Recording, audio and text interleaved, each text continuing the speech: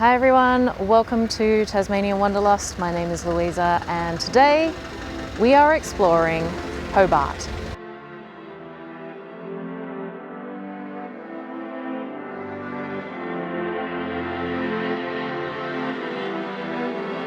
Hobart is the capital city of the island state of Tasmania.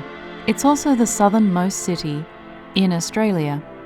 As such, it's uniquely positioned for scientific research.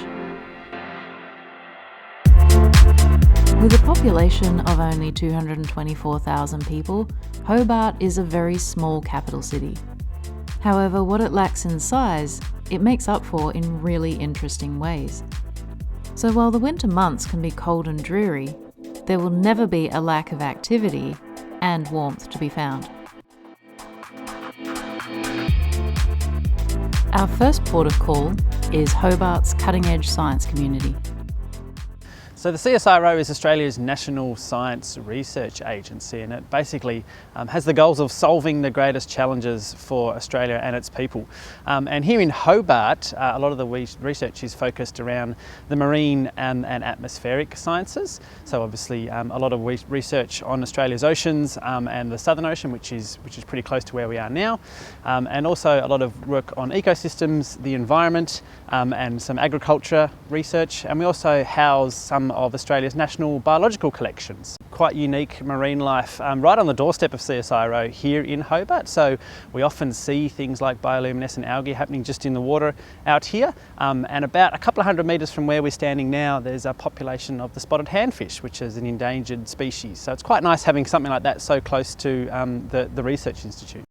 So Tasmania is an amazing place to do marine science, particularly because of its location. So obviously we are in the Southern Hemisphere, and when you think about the Southern Hemisphere, it's largely ocean with a little bit of land, which is the complete opposite of the Northern Hemisphere. So because of that, there's really only a few places in the Southern Hemisphere where you can base yourself to get access to all of those oceans and do that research. And Tasmania is one of those places. And in particular, it's got great access to the Southern Ocean. The Southern Ocean starts really just a couple of kilometres down the Derwent River here, really. And Hobart is one of 5 Antarctic gateway cities that enable really good access to the Southern Ocean and Antarctica to do marine and Southern Ocean research. Tasmania is also a warming hotspot as far as our oceans go. So the east coast of Tasmania in particular is warming around 4 times faster than the global average. So there's a lot of research that is trying to understand what is driving that process, the current and the temperature that's driving that, and also what it means for some of the industries like the fisheries and the environments that live in that area, what that might mean into the future. What are the impacts on the environments and the ecosystems out there in the oceans, but also what are the impacts on the industries that depend on having those sustainable and healthy ecosystems? So things like fisheries, things like tourism are really good examples of that. So as our oceans change, we need to be able to adapt so those industries can be sustainable as well. Yeah, so one of the things about the oceans that a lot of people don't realise is just how important the oceanic plants are, so things like algae and phytoplankton. So basically every second breath that you take of oxygen is thanks to plants in the ocean. So if we didn't have them, we'd be in an awful lot of trouble. So Hobart is a really uniquely placed area to do marine science, and in particular to do Southern Ocean and Antarctic science. So the Southern Ocean really is just on our doorstep here. We have amazing, unique access to the Southern Ocean. So in that sense, it is a really vibrant hub for doing marine science and doing Antarctic science in particular. And there's research that come from all over the world to base themselves in Hobart to do that. So the Antarctic and Southern Ocean research sector in Hobart alone is worth somewhere around $180, $190 million a year, and that's purely just on Southern Ocean and Antarctic research. So it's a big area. I guess some of the downsides perhaps have been in Hobart is, we're an island, kind of off, I guess, an island as well. So I guess the supply chain sometimes to get equipment and so on down here can take a little bit longer, but it's certainly those benefits outweigh those kind of small costs for the unique location that we have here.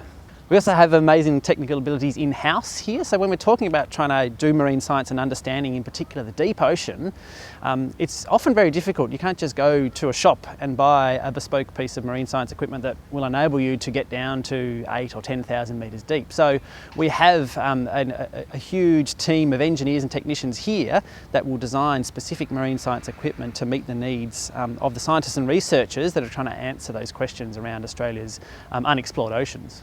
So a great part about marine science in Hobart is its collaborative nature. So we're here at the CSIRO, but Hobart has other great amazing marine and Antarctic research institutions here that we all collaborate with. So right next door we've got the Institute for Marine and Antarctic Studies through the University of Tasmania. We have the Australian Antarctic Division, which is fairly close by in Kingston. Hobart's lucky in that we have the base for the Commission for the Conservation of Antarctic Marine Living Resources based here in Hobart too. So they are the ones that ultimately make decisions around how we manage the Southern Ocean. So in Hobart there's an awful lot of collaboration that goes on. No one agency can do it all on their own. So I guess the CSIRO overall has a pretty big mission, which is to create a positive impact for the lives of all Australians. And down here in Hobart, a lot of what we're doing that is through understanding and ultimately, I guess, sustainably managing our oceans. So we have a vision and I guess a hope that Australia's oceans will be understood, they'll be valued and they'll be sustainably managed for generations to come. With such a thriving scientific community on the frontier of inhabited land, it's tempting to think that scientific exploration is a recent development in Hobart. However, Hobart's history is rich in discovery, and the Maritime Museum of Tasmania offers a treasure trove of relics from the past.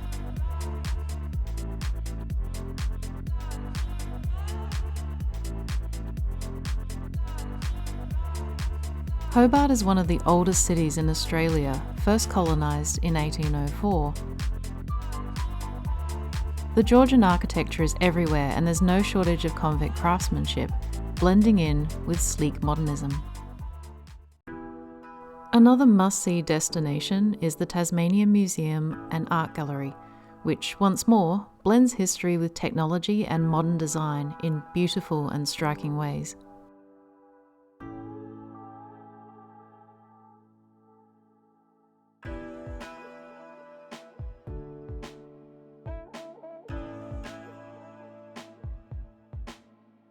Entry to the museum and gallery is completely free, and just another example of how Tasmania values community enrichment. On the hunt for more history and some refreshment, the road invariably leads to the Cascades, and Australia's oldest continuously operated brewery. Nestled in the foothills of Kunyani or Mount Wellington, the Cascade Brewery started out as a sawmill venture in 1824, established by Peter de Graves and his brother-in-law Hugh McIntosh. Realising that they had access to the cleanest, freshest water in town, thanks to their situation next to the Hobart rivulet, they did what anyone would do. They turned it into beer. Almost completely gutted by bushfire in 1967, a temporary collaboration with rivals Boag's Beer kept Cascade afloat.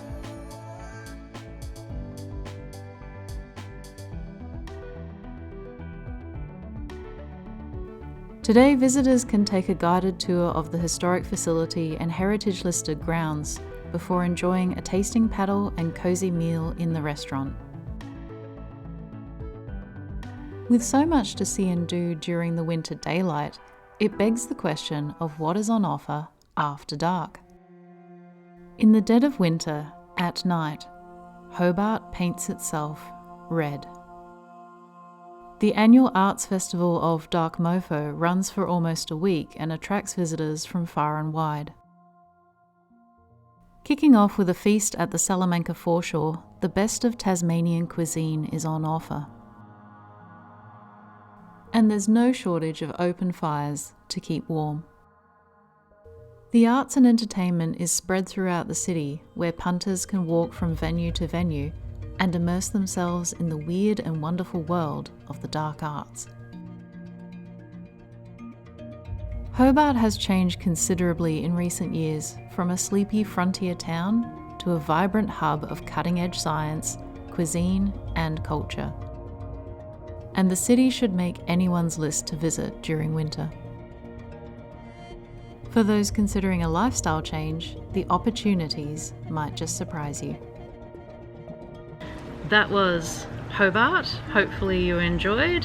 There is a lot here that not many people expect, but hopefully this has given you a taste, and I will see you next time. Cheers.